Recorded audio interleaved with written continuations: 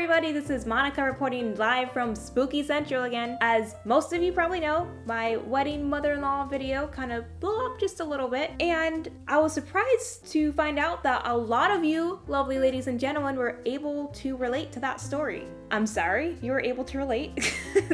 It's not an ideal situation to be in, but a lot of you actually reached out and sent me your mother-in-law, family, drama-related stories, and today I'm gonna read some of them. So I have 3 stories that I am going to read to you guys today. 2 of them were sent in from 2 lovely ladies, and I did absolutely get their permission to read their stories. If you guys ever reach out to me, I will never talk about anything on this channel without your consent, just so you know. The 3rd story is actually extra special because it is a father-in-law story from my husband. Okay, we're gonna read these stories now. Alright, so for the first 2 stories, I am not going to be saying any names or personal information because I want to respect these lovely ladies' privacy as much as I can. I was living in Florida and had met my husband, and he was living with his mom. She has worked night shift and was busy a lot of the time. I didn't see her for a while when I would go and visit. Fast forward a bit, and he had talked to his mom about letting me move in with them.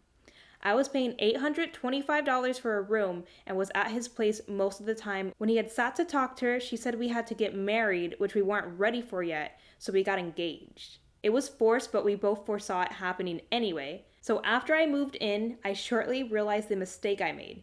She cornered me in the bathroom while my boyfriend hadn't known and said I needed to find somewhere else to go. I went crying back into the room to tell my boyfriend at the time. So his name is Sam, not his real name.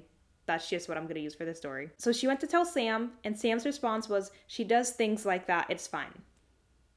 I never felt comfortable after I stayed in the room that I was paying them to live in, basically. I had to battle being respectful because it was her home, and not allowing her to totally disrespect me. They are a Haitian family and they spoke French. I did not understand it, but Sam would tell me of what she would say. She would claim that I was evil and doing voodoo to her and would yell outside our door for hours until she went to work about I was stealing her son and I was evil and ruining him. Crazy. The biggest issue was he never stood up for me. We had made plans on our day off to go to the beach. She knew this and still called Sam after we left to ask him to help her get a car with her. He never asked me, he just turned around, so I spent all day sitting outside in the sun in the dealership parking lot. After she got the car on our way home, it was night by this time, Sam and I got into a fight because he was mad I wasn't being excited for her and her car and almost ended things with me. So I told him a month or 2 after this I was moving back to Vermont with my family because I couldn't afford to get a place by myself and he can come or he could stay. He came with me. Fast forward, I had gotten pregnant, we got officially married, and months had gone on. The baby shower was in 1 day. She called and said she wasn't going to make it, which I was so glad about. His dad and sister had come, they live in Boston, everyone had left, and we got a call from his mom that night. She said, I'm here, I'm at your house. And she was. She drove with her car packed right with her stuff all day to Vermont with intentions of staying. Already, Sam and I started fighting, and he was defending his mom. He got her an Airbnb because I refused to let her stay in my home. The only reason my husband's mind changed was because we went and talked to the pastor of our church who we had been counseling under. He told Sam that I am his wife now and I come first, and so will the baby when he comes out. So for the rest of this story, I have a few voice memos I'm going to play, and I'll just play them right here into the microphone. I kid you not. I was home with my husband in the living room unpacking all of the clothes that we had gotten from the baby shower, and my husband was cleaning up the kitchen. His mom walked in this house without knocking, nothing. So I looked at, I said, what you gonna do? She had gone right into the bathroom and made herself at home, dropped her groceries, and I said, you better take care of it. I'm not dealing with it. Mind you, she had an Airbnb maybe 15 minutes from where we're staying. or where we live. That's And she goes, "You're not gonna let me cook here? I want to cook some food." And he goes, "No, me and my wife are doing things today. We're busy. You didn't ask to come." And she was like, "But your only mother, you're not gonna let me cook here?" He's like, "Ask the people you're staying with. I'm sure they wouldn't mind. Everybody's so nice up here, Mom." Ooh. oh, oops. This had gone on for a couple minutes, and my pregnant butt was not having it. I was just not having it. So after that, I was like, all right. I was like, he said you need to leave. It's time for you to leave. You're not listening. You're being disrespectful. This woman throws her hands down on my counter and says that I'm not going anywhere. Ooh. We tell you. I was like, all right, calm voice. All right, then. I'm going to call the police because we've asked you to leave and you're not leaving. And she started hollering and came up into my face and was like, "This is my son, and I raised him, and I had him in my belly, and you can't tell me what to do with my son, da-da-da-da-da." And my husband starts dragging her physically out of my house. Long story short, she realized that she had no place in our lives anymore because I was not going to do what she wanted to do, and I wasn't going to take her disrespect. And she is now living in Haiti, and I don't think she has any plans of coming back. And my son is now 11 months old, and she's never met him. Wow. She, to this day, does not acknowledge me, doesn't ask about me, doesn't really ask about her grandchild, but she'll message and call, be like, "Oh, my son, I love and miss you, da da da da." And so, in my opinion, she had this weird, misconstrued perception of her son that she was going to have entitlement over him the rest of her life, and he was going to do things for her the rest of their lives, and I wasn't having it, and I put an end to it, and I'm so happy I did, because anytime she was brought up in our lives, it caused drama and stress, and I hope that whatever you're going through with your mom, your husband is strong enough to, put an end to it, because it's tiring as the partner of the mother-in-law, so... Anyways, hope you can get comfort from that mother-in-law can be miserable, and I pray that your husband is a strong enough man to not let her do what she does much longer in your life. Praise you for putting your business out there. It's hard to be in the middle of. You have to be strong in your love and not let it tear you down. I completely agree. Thankfully, Chaz and I were able to set some boundaries, and it's been very helpful. The whole voodoo thing completely caught me off guard. So to the person that sent me this story, you know who you are. Thank you so much for sending it. I'm so sorry you had to go through all that and deal with everything. I'm very happy that you and your husband were able to get through it together, and now you have a beautiful son and your own little family. And I think that's amazing. And I truly appreciate you sending me your story. I'm sure your story will definitely touch a bunch of people and help out anyone who may be struggling in the same situation. Thank you for the voice memos. It was really fun to listen to the story come from your voice. Thank you so much. We're going to go on to story number 2, and then we will hear Chaz's father-in-law horror story. I am so thankful for coming across your video about your mother-in-law, as well as the one addressing the hate. I am and have been in your shoes.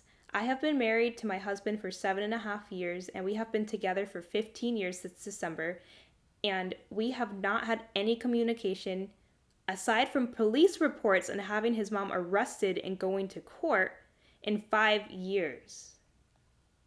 While younger and dating, everything was fine-ish, but just before the wedding, everything went downhill, and she threatened not to come until the night before, which I was fine with her not coming. Less drama, for sure. It only escalated once we had our first kid. Let me just say we were happier without the communication. My husband sees and saw it was more of an abusive relationship with them regardless, and we are stronger without the drama. Congrats on the dog years wedding, and thanks again for letting me, a stranger, feel like I'm not alone with the worst in-laws. I feel like the situation happened for a reason, to keep my girls safe from toxicity. that we can control. I hate that you and your husband have to deal with this as well, and again, greatly appreciate your story, as no one understands that what we deal with can affect us in ways we can't control, as much as we try not to let it. You are the first person I've heard has dealt with something similar and can relate, so this really hits the spot. She blamed me for so many things and attacked my family verbally, threatened to call the police, and did so on so many occasions that they disregarded her for false claims. But due to us not living with her, we cannot get restraining orders for harassment or stalking. Thankfully, on the other hand, my parents, grandparents, family in general are extremely supportive and a massive part of our lives. My girls will have all records of texts, voicemail, and pictures so they can make the decisions for themselves at 18 years old or later, and his mom tried to control who he saw in his family without reason. And then she said, I am here if you ever need anyone as well. Sometimes a pen pal to reach out who just gets it is the best. To you, the lovely lady that sent me this, you know who you are. Thank you so much for reaching out to me and sending me your story. I know there will be a lot of people, just like the last story, you know, like I know a lot of people are going to be able to relate to you guys, and it'll definitely bring some comfort to the people that are dealing with these types of situations right now. So thank you so much again. I truly appreciate your story, and thank you for reaching out to me again.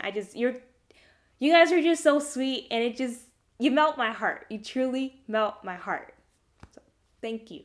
So now we are going to get into our third and final story about my husband's father-in-law, my dad. Let's welcome Chaz to the fireplace. All right. Welcome to the fireplace. You live here, so you've seen it plenty of times. Mm-hmm. Well, say hello to the people. Hello. So I'm going to tell my story about my father-in-law.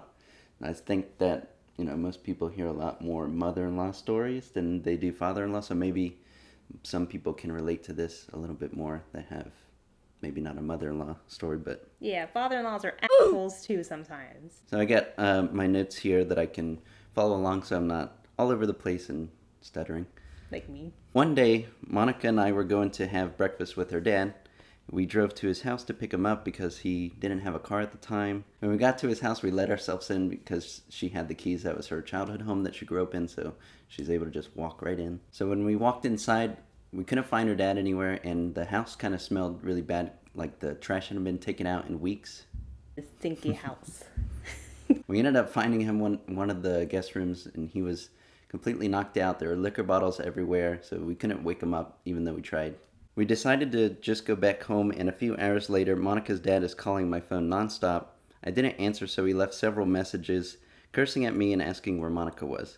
Monica decided to call him back, and when he answered, he immediately started cursing at Monica. Good times. He's basically telling her that she was ditching him, and he woke up out of his drunken sleep, somehow remembering that we were supposed to take him to breakfast, and he thought that we had just forgot about him even though we went to pick him up at 9 a.m. and he was already drunk. So this is something that happened all the time. This wasn't just one occurrence, so... And right. You've dealt with it. My whole life, except for until last year. So and that was just my experience in and around the wedding and while dating too, so... Yeah. He's an angry, mean alcoholic, and he's very mentally abusing. I actually cut him off last year. Who do you think had it worse, though, dealing with, the other person's family? Me dealing with your mom, or you dealing with my dad? You probably did. Thanks for sharing your bad experience with my dad, your asshole father-in-law. Thanks for having me. You're welcome. Come back anytime. We have a lot of really fun Halloween videos playing with the dogs, and we're gonna try our year-old wedding cake that's been sitting in our freezer, getting all crusty and dusty in 2 weeks? Subscribe so you don't miss it. Okay, bye. Again. See you later. Chaz, everybody. All right.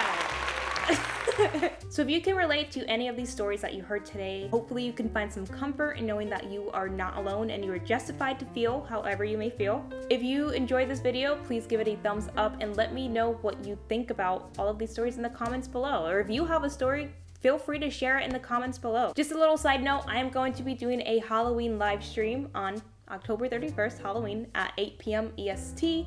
I always go all out for Halloween, and this year, instead of having a spooky in-person party, I'm gonna do a spooky live stream party since, we can't really have too many people over this year. So if you don't have anything to do and you want to come say hi, feel free to jump on for a little bit. We could tell some spooky stories by the fire pit, and Chaz and Cupcake will be making an appearance. Okay.